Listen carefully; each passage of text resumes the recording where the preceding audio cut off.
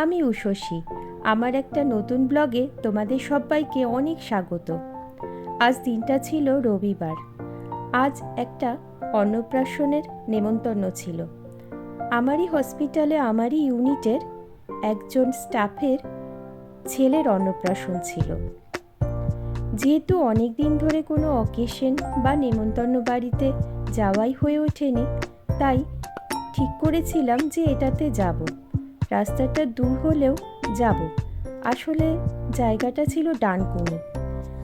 তা সে যাই হোক না কেন, অনুষ্ঠান বাড়িতে না গেলে কি করেই বা নতুন শাড়িগুলো পরা হবে।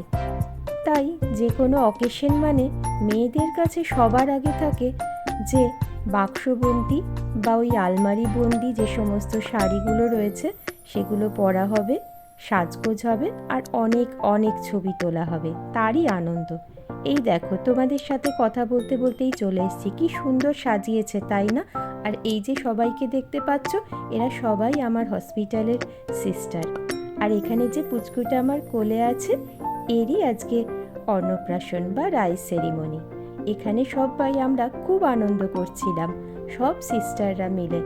সবাই একসাথে যখনই কোনো অনুষ্ঠান বাড়িতে মিলি তখনই পড়ে যায় হই হই।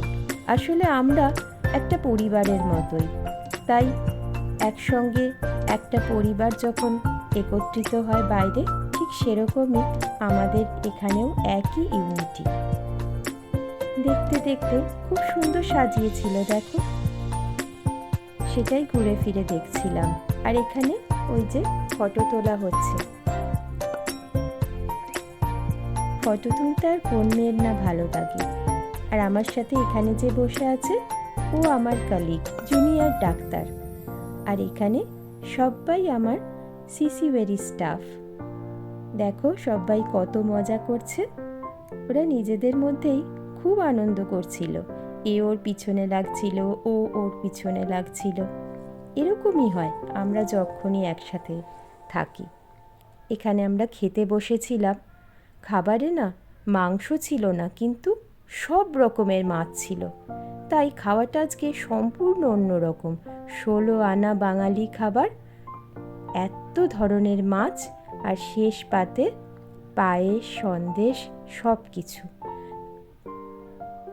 তারপরে ঘুরতে ঘুরতে চলে গিয়েছিলাম পাশেই একটা কলা বাগানে। অনেক বড় বাগান।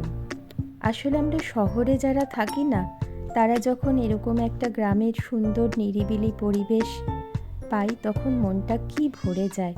চারিদিকে কত রকমের গাছ। আর এই জায়গাটাতে ছিল শুধুমাত্রই কলা গাছ। সেই কলা গাছের মধ্যে দিয়ে ঘুরে ঘুরে কিছু ছবি তুললাম আর ঘুরে ঘুরে দেখছিলাম। এখানে আবার আলাপ হলো দুটো ছোট্ট ছাগলছানার সঙ্গে। ওরা দেখো না কি সুন্দর পাতা চিবিয়ে চিবিয়ে খাচ্ছিল। আমিও খাওয়াতে গেলাম।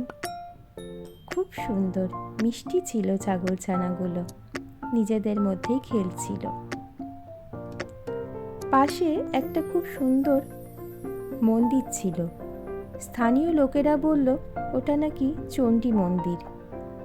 তাই বলল বলে একবার গেলাম। এই 2-4 পা ওদের অনুষ্ঠান বাড়ি থেকে এগিয়েই এই মন্দির।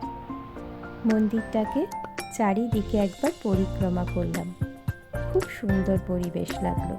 শীতের রোদ আর মন্দিরের পরিবেশ। আজ এই পর্যন্তই। টাটা।